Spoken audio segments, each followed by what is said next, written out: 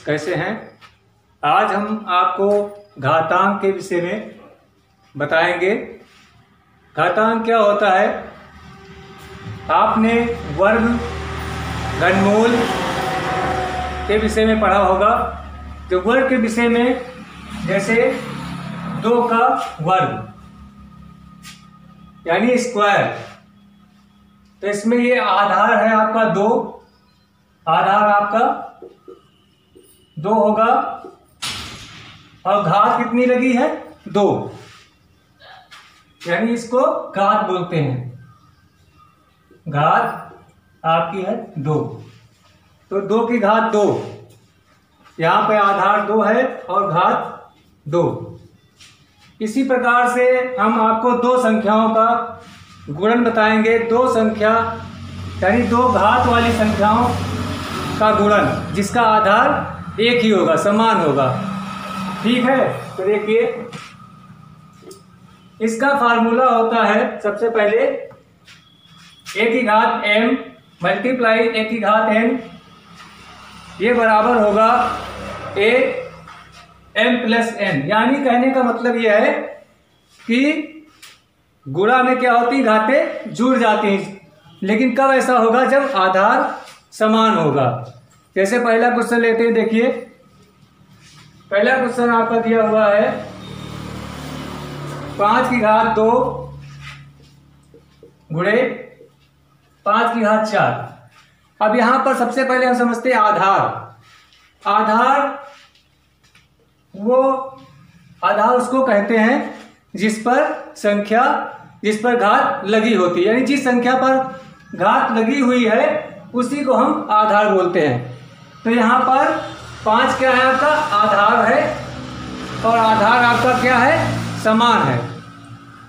तो ये घातें जुड़ जाएंगी, यानी कि आधार आपका समान रहेगा और घात आपकी हो जाएगी 2 + 4, क्योंकि हमने अभी आप देखिए सूत्र लिखा है, गुणा करने पर घातें जुड़ जाती हैं। इसको आप जोड़ेंगे कितना हो जाएगा, 5 की घात 6। 5 की घात 6 का मतलब हुआ कि 5 आपका कितनी बार है, 6 बार है। इस प्रकार से आप 5 की घात 6 का मल्टीप्लाई करके सरल कर सकते हैं। नेक्स्ट क्वेश्चन देखिए, अगला दिया हुआ है 7 की घात 8। 7 की घात 8 गुणे 7 की घात 5। जब एक ही आधार वाली घातांकीय संख्याओं का हम गुणन करते हैं तो घातें जुड़ जाती हैं। ये सदैव आप याद रखना। आधार समान है 7, ये आपका आधार है और इसकी घात 8 और 5 है। तो आधार समान है तो आधार आपका 7 ही रहेगा और घात आपकी क्या होंगी, जुड़ जाएंगी। इस प्रकार से 8 और 5 जोड़ लेंगे, कितना हो जाएगा, 7 की घात 13। ये आपका आंसर हो जाएगा। ठीक है, और आगे लगा रहे हैं सवाल, देखिए इसी प्रकार से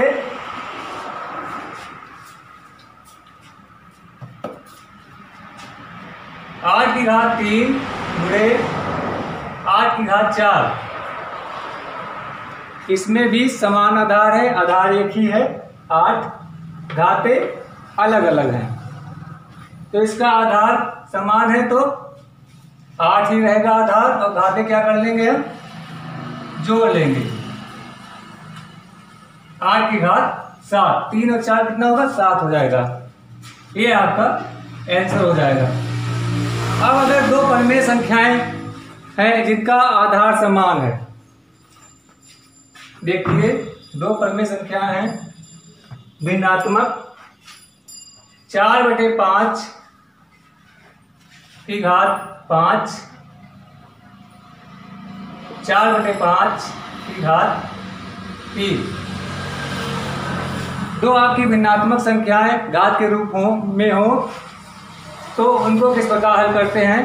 यहाँ आप देख रहे हैं 4/5 की घात 5 और 4/5 की घात 3, यानी आधार आपका क्या है, 4/5। ये आपका आधार है और आधार आपका बराबर है। तो यहाँ पर घातें क्या होंगी, जुड़ जाएंगी।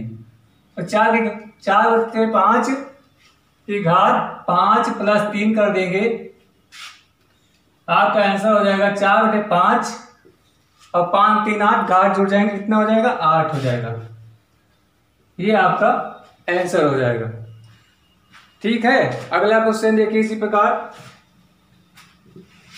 अगला क्वेश्चन दिया हुआ है 1/2 गुणे 1/2, इसकी घात है 7 और इसकी घात है 3।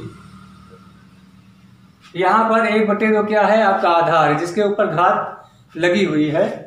तो ये आपका 1/2 आधार, इसका आधार बराबर है, तो 1/2 आपका वही रहेगा और घात आपकी क्या होंगी, जुड़ जाएंगी।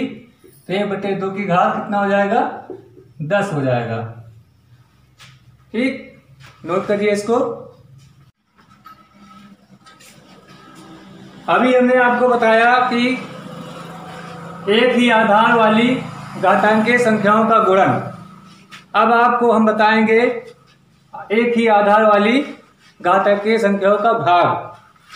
भाग का फार्मूला हमने लिखा हुआ है, देखिए, एक की घात m भागे एक की घात n।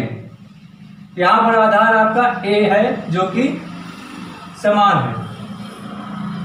भाग होने पर घातें क्या होंगी, घट जाएंगी, यानी जो घातें होंगी m - n के रूप में हो जाएंगी। ठीक है, इससे संबंधित अब हम क्वेश्चन लगा रहे हैं। देखिए आप, पहला क्वेश्चन दिया हुआ है 7 की घात 8 भागे 7 की घात 5।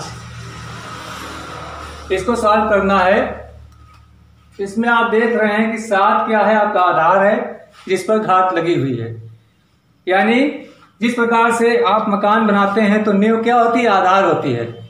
उसी प्रकार से 7 के ऊपर 8 की घात लगी है, तो 7 आपका क्या है, आधार है जो कि 7 के ऊपर है, और इधर 7 की घात 5 है जो कि समान है। आधार आपका एक ही है, तो आपकी घातें क्या हो जाएंगी, घट जाएंगी।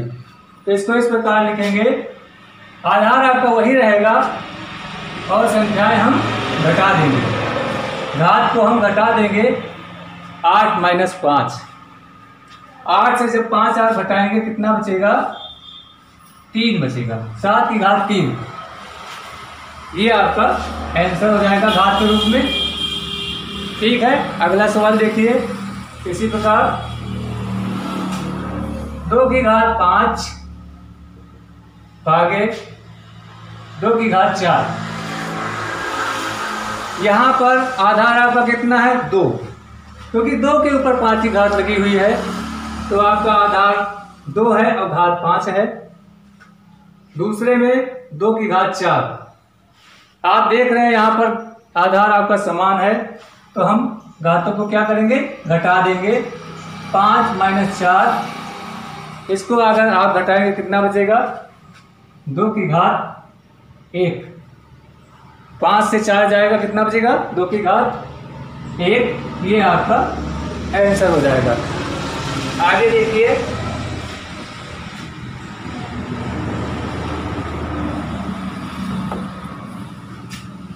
पाँच बटे 9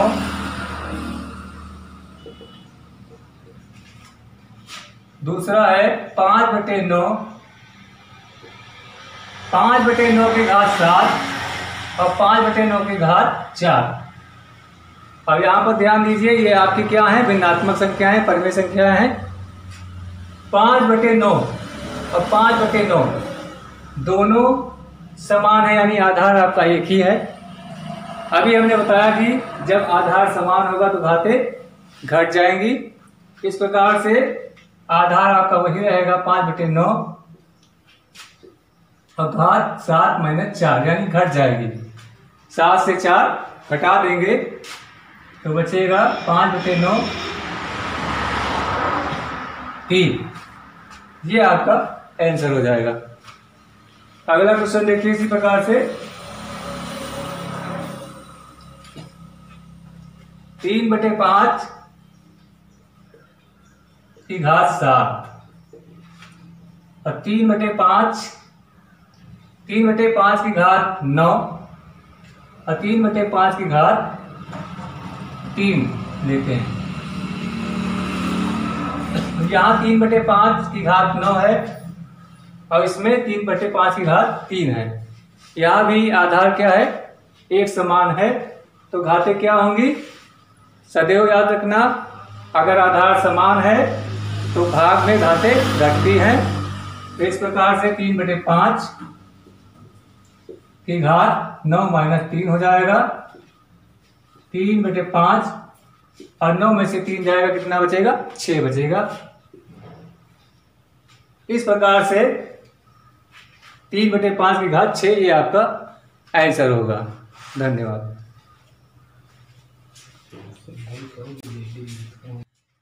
3/5 की घात 6 ये हमने आपको घातांक संबंधित आज गुणन और भाग के विषय में बताया है।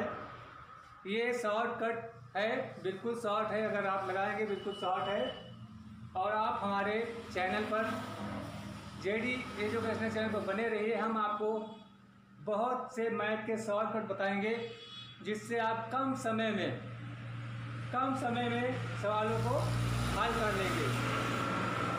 तो आप हमारे चैनल को सब्सक्राइब करिए, लाइक करिए। धन्यवाद।